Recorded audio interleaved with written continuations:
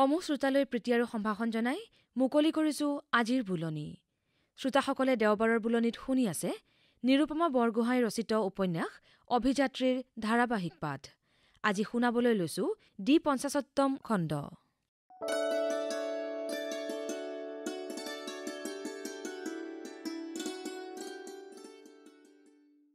চন্দ্ৰপ্ৰভাৰ বুকুখন হম হমাই উঠিল। তাই মহিলা সমিতিৰ সহকৰ্মীসকলক গোট খুৱাই ক'লে, আপোনালোকে নিজৰ কাম কাজ ভালকৈ চমজি লৈ সেই কাম কৰা দেখিছোঁ, গতিকে মই আৰু ইয়াত নাথাকিলেও হ'ব। বজালিত তুলাৰাম কেওট নামেৰে এজন দাৰোগাই বোলে আমাৰ দুজন ডেকাক গুলীয়াই হত্যা কৰিছে। বজালিত বোলে খুব হুলস্থুল লাগিছে। এনেকৈ মহিলাসকলেও গৈ থানা আক্ৰমণ কৰিছে। এইবোৰ শুনি মই আৰু স্থিৰেৰে থাকিব নোৱাৰা হৈছোঁ। হাজাৰ হওক নিজৰ ঠাই, কত বছৰ ধৰি সেইবোৰ ঠাইত ৰ'দ বৰষুণ নেওচি বাটৰ দুৰ্দশা স্বত্তেও চাইকেল লৈ ঘূৰিছোঁ। তাৰ প্ৰতিখন ঠায়ে মোৰ চিনাকি, প্ৰতিজন মানুহেই মোৰ আপোন। এতিয়া তেওঁলোক এনেকৈ আন্দোলনৰ পথত নামি নিজৰ প্ৰাণো বিসৰ্জন দিয়াৰ পিছত মই ইয়াত কেনেকৈ কেৱল চান্দা তুলি শান্তিত থাকোঁ কওকচোন। গতিকে আপোনালোকে মোক বিদায় দিয়ক। কথাখিনি কৈ চন্দ্ৰপ্ৰভাই একধৰণে অলপ হাঁহিলে। পৰিস্থিতি যেনে হোৱা বুলি শুনিছোঁ, মহিলাসকল যিমান উত্তেজিত হোৱা বুলি শুনিছোঁ, কোনে জানে তেওঁলোকৰ ওপৰতো হয়তো পুলিচে গুলীচালনা কৰিব পাৰে। আৰু সেই সময়ত মই তাত উপস্থিত থাকিলে মই যে উত্তেজনাত কি কৰিব পাৰোঁ একোৰে ঠিক নাই। ইফালে মদন আৰু ৰাউতাৰ বুকুত লগা গুলী দুটাই মোৰ বুকুৰ পৰাও তেজ উলিয়াইছে। কি ঠিক, মোৰ হয়তো আপোনালোকৰ লগত এয়া শেষ দেখাও হ'ব পাৰে। চন্দ্ৰপ্ৰভাই অৱশ্যে পুলিচৰ গুলী বুকু পাতি ল'ব লগা হোৱা নাছিল। কিন্তু বজালিলৈ যোৱাৰ পাছত আন্দোলনত নামি পৰি আন এনে এক নিৰ্যাতন সহিব লগা হৈছিল, যি নিৰ্যাতনৰ স্মৰণত বহুতো নাৰীয়ে হয়তো লাজত আৰু বহুত দিনলৈ ঘৰৰ পৰা বাহিৰেই নোলালেহেঁতেন। বজালিলৈ গৈ চন্দ্ৰপ্ৰভাই পাঠশালা পাইছিল আৰু ডাক্তৰ জিনাৰাম দাসৰ ঘৰত উঠিছিল। ডাক্তৰ দাসক তাই প্ৰথমতে এইষাৰ কথা কৈছিল, আপোনাৰ বীৰংগনা পত্নী সুন্দৰীবালা আৰু কিশোৰী জীয়ৰী অম্বিকাৰ বীৰত্বৰ কথা গুৱাহাটীতে শুনি আহিছোঁ। লগতে অৱশ্যে শ্ৰীযুত সৰ্বেশ্বৰ পাটগিৰিৰ মাতৃ শ্ৰীযুতা গুণেশ্বৰী পাটগিৰিৰ কথাও শুনিছোঁ। তিনিওগৰাকীয়ে হেনো হাজাৰ হাজাৰ মহিলাক বজালিৰ চাৰিওফালৰ পৰা উলিয়াই আনি পাটাচাৰকুছিৰ থানাকে গৈ আক্ৰমণ কৰিলে। এতিয়া ময়ো তেওঁলোকৰ লগত যোগ দিবলৈ আহিছোঁ। মোকো কিবা কামৰ ভাৰ দিয়ক। চন্দ্ৰপ্ৰভা অহাৰ বাতৰি পাই ডাক্তৰ দাসৰ ঘৰত সৰ্বেশ্বৰ পাটগিৰি, ৰামনাথ শৰ্মা, কেশৱ চন্দ্ৰ দাস, গুণেশ্বৰ দাস, ৰত্ন তালুকদাৰকে আদি কৰি পাঠশালাৰ গণ্যমান্য মানুহবোৰ গোট খাইছিল আৰু সকলোৱে একেমুখে দাৰোগা তুলাৰাম কেওটৰ অত্যাচাৰৰ কথা বৰ্ণাবলৈ ধৰিলে। ডাক্তৰ জিনাৰাম দাসে বেজাৰেৰে গহীন মাতেৰে কৈছিল, এই দাৰোগাজনৰ অত্যাচাৰৰ সীমা নাই। দুজনকতো প্ৰাণেই মাৰিলে, বাকী বহুতক কেনেকৈ কনিষ্টেবলৰ চাইকেলত ৰছী লগাই বান্ধি দি দৌৰিবলৈ দিয়ে, দৌৰিব নোৱাৰিলে টপিনাত বেট দিয়ে, থানাত নি লোহা টপত কৰি দাগ দিয়ে, এইবোৰতো শুনিলেই সিমান অত্যাচাৰতো আৰু সহিব নোৱাৰি। সকলো কথা শুনি চন্দ্ৰপ্ৰভা একেবাৰে জ্বলি উঠিছিল আৰু মহিলা সমিতিৰ সদস্যসকলৰ আগত কৈ অহাৰ দৰে উত্তেজনাত তাই গৰুৰ গাড়ী এখনত উঠি কাৰো হকাবধা নামানি একে কোবে গৈ ৪ মাইল আঁতৰৰ দাৰোগাৰ বহা পালেগৈ। দমন নিপীড়নত লাগি থকা দাৰোগাৰো খাৱন শোৱন চকুৰ টোপনি নাইকিয়া হৈছিল। চকু দুটা ৰঙা হৈ কৈ জিলিকি থাকিছিল। এতিয়া চন্দ্ৰপ্ৰভাক দেখি তাইৰ আগমনৰ কাৰণ শুনি সেই ৰঙা চকুৱে যেন জুইহে বৰষিছিল। খঙত একো নাই হৈ তুলাৰাম কেওটে মুখত যি অশ্ৰাব্য শব্দ ওলাই তাৰেই চন্দ্ৰক গালি পাৰিবলৈ ধৰিলে। চন্দ্ৰই কিন্তু বহুত কষ্ট কৰি নিজকে সংযত কৰি ৰাখিলে। জীৱনৰ নানা ঘাত প্ৰতিঘাতে অৱশেষত লাহে লাহে তাইৰ সত্তাত এই বস্তু কিছুদূৰ সুমুৱাই দিব পাৰিছে যে বিপদত ধৈৰ্য মহৌষধ হওক বা নহওক, এবিধ ঔষধটো হয়েই।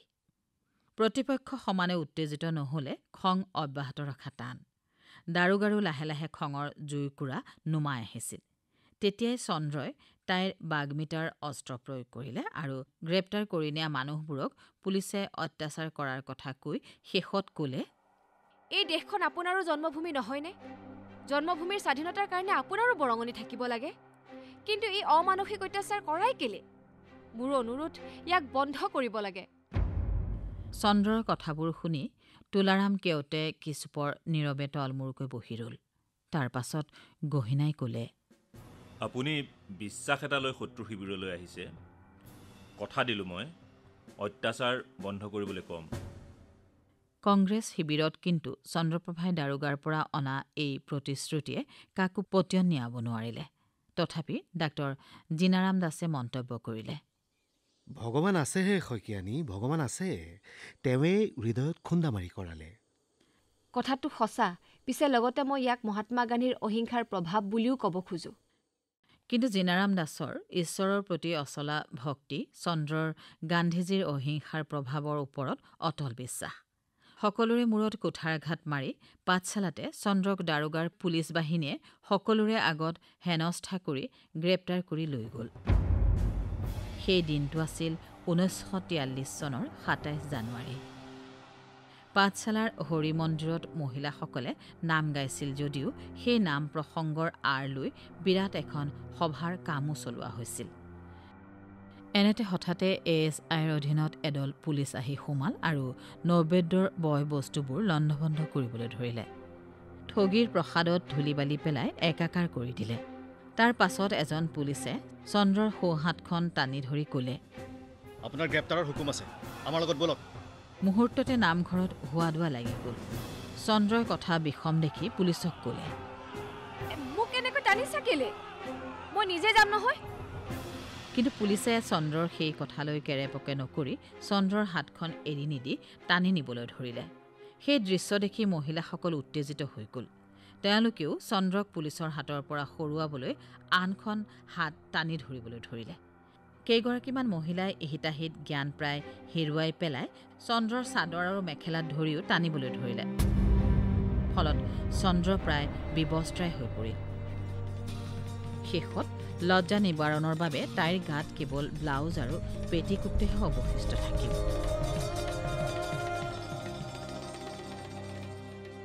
ইতিমধ্যে পুলিচ আৰু মহিলাসকলৰ মাজত ধস্তাধস্তি লাগিবলৈ ধৰিছিল আৰু মহিলাসকলে পুলিচক চৰ ভুকু গোৰ মাৰি বহুতৰ মূৰৰ ৰঙা টুপি ভৰিৰে গছকি পেলালে। পুলিচেও কিছু অত্যাচাৰ কৰিলে। বহুতো মহিলা অলপ অচৰপ জখমো হ'ল। ইয়াৰ মাজতে চন্দ্ৰই কিবা কৈ নিজৰ কাপোৰ কানিখিনি উদ্ধাৰ কৰি পিন্ধি ল'লে আৰু সমবেত মহিলাসকলৰ পিনে চাই হাতজোৰ কৰি ক'লে, গ্ৰেপ্তাৰৰ আসামীক ৰাখিবলৈ চেষ্টা নকৰিব, মোক যাবলৈ দিয়ক। ইয়াৰ পাছত চন্দ্ৰক পুলিচে খোজ কঢ়াই থানালৈ লৈ গ'ল।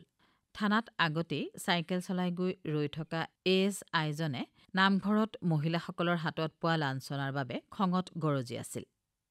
এতিয়া চন্দ্ৰ আহি পোৱাৰ লগে লগে সি চন্দ্ৰৰ গালত প্ৰকাণ্ড চৰ এটা মাৰি তাইক গটা মাৰি পেলাই দিলে। চন্দ্ৰৰ মূৰটো ঘূৰি গ'ল। তাই মাটিতে মুখ ঠেকেচা খাই পৰি গ'ল আৰু হাত এখনত বেয়াকৈ আঘাত পালে। তথাপি ASIজনে চন্দ্ৰক কোনো ধৰণৰ দয়াটো নেদেখুৱালি, বৰং চন্দ্ৰৰ সেই আঘাতত সি যেন এক পৈশাচিক আনন্দহে পালে। তেনেকৈ মুখ বিকৃত কৰি এক বিভৎস কুৎসিত হাঁহি মাৰিলে। চন্দ্ৰ কোনোমতে থানাৰ টুল এখনত বহি পৰিল। ইয়াৰ পাছত তাইক লৈ বা আৰু কি কৰা হয়, সেই কথা জল্পনা কল্পনা কৰিয়ে তাই সময় অতিবাহিত কৰিবলৈ ধৰিলে। বহুত পৰ তেনেকৈ অকলশৰে বহি থকাৰ পাছত চন্দ্ৰৰ আমনি লগাত টুলখনৰ পৰা উঠি অলপ ইফাল সিফাল কৰোঁতেই হাজোতত বন্দী কৰি ৰখা ডেকা কেইজনমানলৈ দৃষ্টি গ'ল আৰু তাৰ পাছতেই তাই উল্লাসেৰে চিঞৰি উঠিছিল, ৱাই, এয়া গৌৰী দেখোন। চন্দ্ৰক দেখি গৌৰীকান্ত শৰ্মায়ো আনন্দত চিঞৰি উঠিছিল, চন্দ্ৰ বাইদেউ, আপুনি ইয়াত? আপোনাক ক'ৰ পৰা কেনেকৈ গ্ৰেপ্তাৰ কৰি আনিলে? তাৰ পাছত চন্দ্ৰৰ গোটেই কাহিনী শুনি গৌৰীয়ে দাঁত কৰচি ক'লে, বেটা, ASIক পোৱা হ'লে তাৰ আজি তেজ পিলোহেঁতেন। গৌৰীৰ কথা শুনি চন্দ্ৰই মনতে ভাবিলে, মোৰ বস্ত্ৰহৰণৰ কথা শুনি গৌৰীৰ বোধহয় ভীমৰ ভাও দিবৰ মন গৈছে। তাৰ পাছত তাই মুখ ফুটাই হাঁহি এটা মাৰি ক'লে, গৌৰী, গান্ধীজীৰ অহিংস আন্দোলনত গ্ৰেপ্তাৰ বৰণ কৰি হাজোতত আছাহি, কিন্তু মনে মনে এতিয়াও হিংস্ৰভাৱ এৰিব নোৱাৰিলা। চন্দ্ৰৰ কথাত গৌৰীয়েও হাঁহিলে আৰু ক'লে, কথাটো আপুনি ঠিকেই কৈছে বাইদেউ, কিন্তু মাজে মাজে এনে কাণ্ড ঘটে যে তেতিয়া নিজকে চম্ভালি ৰখাটো টান হৈ যায়। এনে লাগে যেন শত্ৰুপক্ষক মাৰপিট কৰিব পাৰিলেহে মনৰ জ্বালা জোৰাব, মনে অলপ তৃপ্তি পাব। তাৰ পাছত গৌৰীয়ে নিজৰ কথা কৈছিল, কেনেকৈ আগদিনা মুগুৰিয়াত ২৬ জানুৱাৰী পতাকা তুলিবলৈ যাওঁতে সংগীসকলৰ সৈতে পুলিচে তেওঁক গ্ৰেপ্তাৰ কৰি আনিছিল। কিন্তু চন্দ্ৰই গৌৰীহঁতৰ লগতো বেছি সময় কথা কোৱাৰ সুবিধা নাপালে। থানাৰ পুলিচে তাইক সেই ঠাইৰ পৰা আঁতৰাই আনি যথা নিৰ্দিষ্ট টুলখনত পুনৰ বহুৱাই দিলে। সময় যেন খুৰা, সেই খুৰা ভৰিৰে সি যেন আগবাঢ়িবই নোখোজে। চন্দ্ৰ টুলখনত বহি বহি সময়ৰ বিষয়ে সেই ধৰণৰ ৰায় দিবলৈ বাধ্য হ'ল। তথাপি এসময়ত তাইৰ আমনিদায়ক অপেক্ষাৰ সময়ৰো যতি পৰিল আৰু তাৰ পাছতে সেই তুলাৰাম কেওট দাৰোগাৰ আবিৰ্ভাৱ হ'ল। দাৰোগাক দেখি চন্দ্ৰই টিকিচি বিকিচি কৰি উঠিল। অ' এয়ে আপোনাৰ কথাৰ দাম। মই অৱশ্যে সিদিনাই আপোনাক চিনিব লাগিছিল, কিন্তু কেনেকৈনো চিনিম? মইতো নিজে কথা দি কথা নৰখা মানুহ নহওঁ। চোৰেহে চোৰৰ ঠেং দেখে। পিছে চন্দ্ৰৰ অভিযোগত কোনো উষ্মা নেদেখুৱাই দাৰোগাই কেৱল ক'লে, আপোনাক কালিলৈহে বৰপেটালৈ পঠাব পৰা হ'ব। ৰাতিটো থানা হাজততে থাকিব লাগিব। কিন্তু আপোনাৰ ASIয়ে মোৰ এই হাতখন প্ৰায় ভাঙিয়েই দিছে। সেই হাতৰ চিকিৎসাৰ কি ব্যৱস্থা হ'ব? মই বাৰু ডাক্তৰক পঠাই দিওঁগৈ, কিন্তু ৰাতি হাজতত ভাত খাবলৈ নাপাব। চাহ অৱশ্যে যিমান কাপ খাবলৈ বিচাৰে সিমান কাপেই খাবলৈ পাব। বাৰু মই এতিয়া যাওঁ। দাৰোগাই অৱশ্যে নিজৰ কথা ৰাখি ডাক্তৰ এজন পঠাই দিছিল। তেওঁৰ চন্দ্ৰৰ হাতখন পৰীক্ষা কৰি বুজিলে যে হাত ভঙা নাই। গতিকে কিবা এবিধ মলম সানি দি ডাক্তৰ গুচি গ'ল।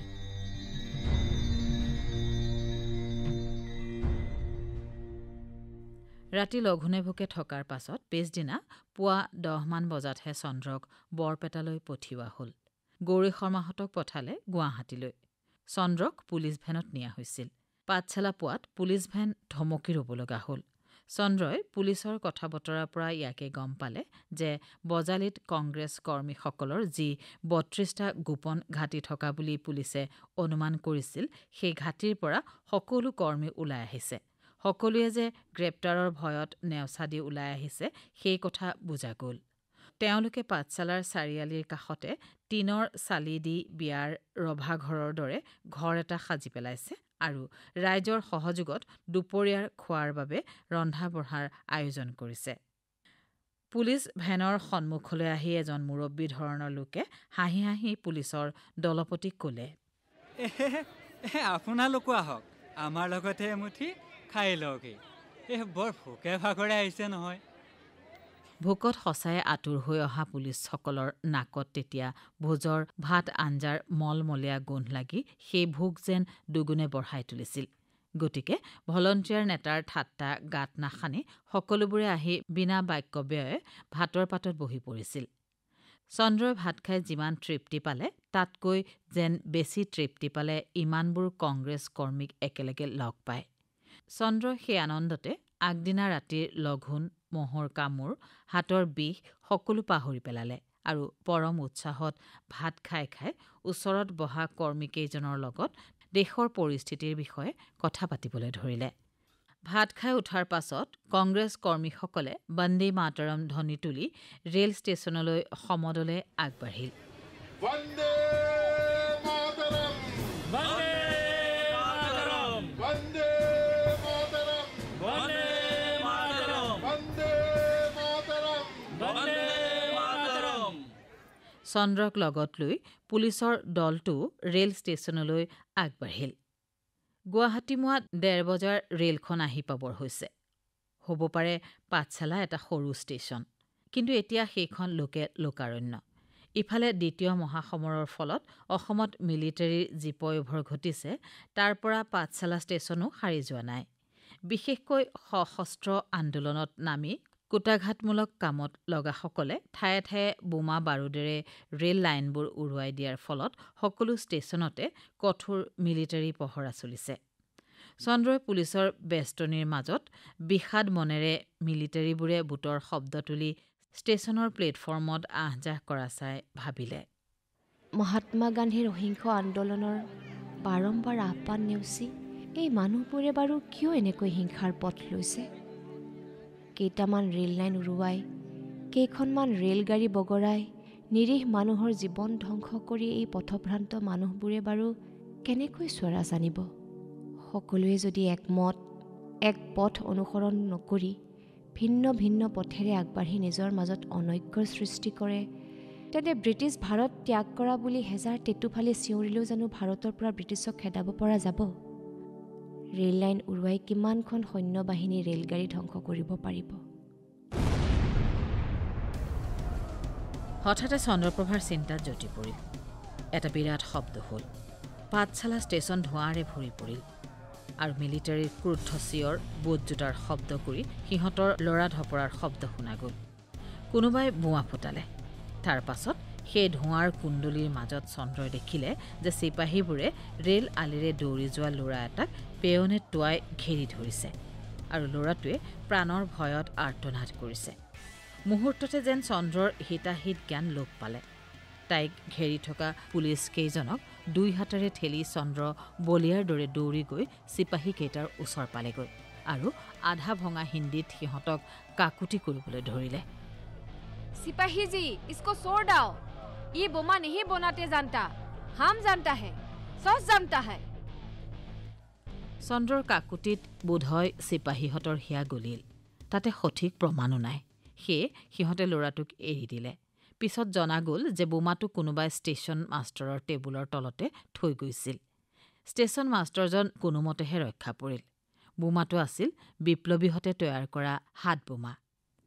পুলিচো চন্দ্ৰৰ পিছে পিছে দৌৰিছিল। তাৰ পাছত চন্দ্ৰক ষ্টেচনত বহুত সময় ৰৈ থকা ৰেলগাড়ীখনত উঠাই লৈ কৈছিল, আপুনি বৰ সাংঘাতিক তিৰোতা দেই। আজি আপুনি আমাৰ হাতৰ পৰা এৰা পৰিলে আমাৰ চাকৰিয়ে গ'লহেঁতেন।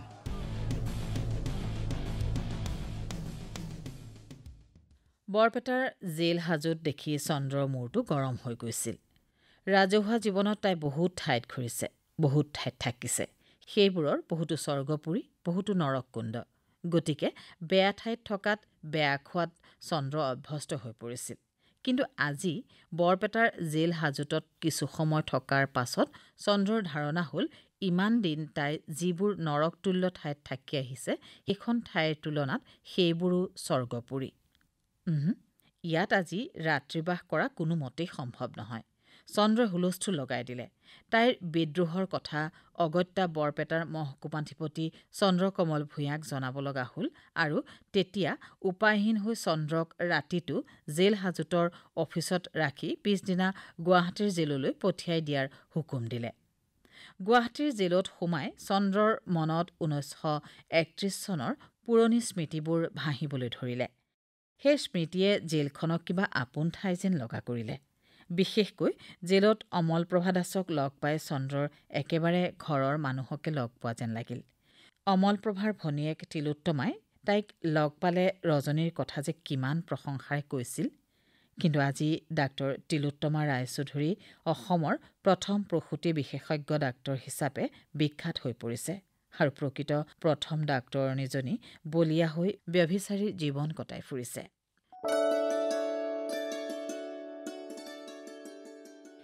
ইমানপুৰে শ্ৰোতাসকলে নিৰুপমা বৰগোহাঁই ৰচিত উপন্যাস অভিযাত্ৰীৰ ধাৰাবাহিক পাঠৰ দ্বি-৫০তম খণ্ডটি শুনিলে। পাঠ আগবঢ়ালে জলি ভট্টাচাৰ্যই। বিভিন্ন চৰিত্ৰত অংশগ্ৰহণ কৰিলে চন্দ্ৰপ্ৰিয়া, প্ৰণামী বৰা, ডাক্তৰ জিনাৰাম দাস, যুৱৰাজ কুমাৰ দাস, গৌৰীকান্ত শৰ্মা, হেমন্ত চাবুকধৰা, তুলাৰাম কেওট, ৰূপজ্যোতি বৰুৱা, পুলিচ ভাস্কৰ জ্যোতি আচাৰ্য আৰু দলপতি দিব্যজ্যোতি কলিতা। সংগীত মনদীপ আৰু মনমিত মহন্তৰ। জলি ভট্টাচাৰ্যৰ সহযোগত অনুষ্ঠানটিৰ প্ৰযোজনা য়াংছেন শ্বেৰপাৰ। উপন্যাসখনিৰ ধাৰাবাহিক পাঠৰ পৰৱৰ্তী খণ্ড শুনিবলৈ পাব অহা সপ্তাহৰ এই একেটা বাৰৰ এই একেই সময়তে। শ্ৰোতাসকলক এতিয়া শুনাবলৈ লৈছো ৰীতা বৰুৱাৰ কণ্ঠৰ আধুনিক গীত।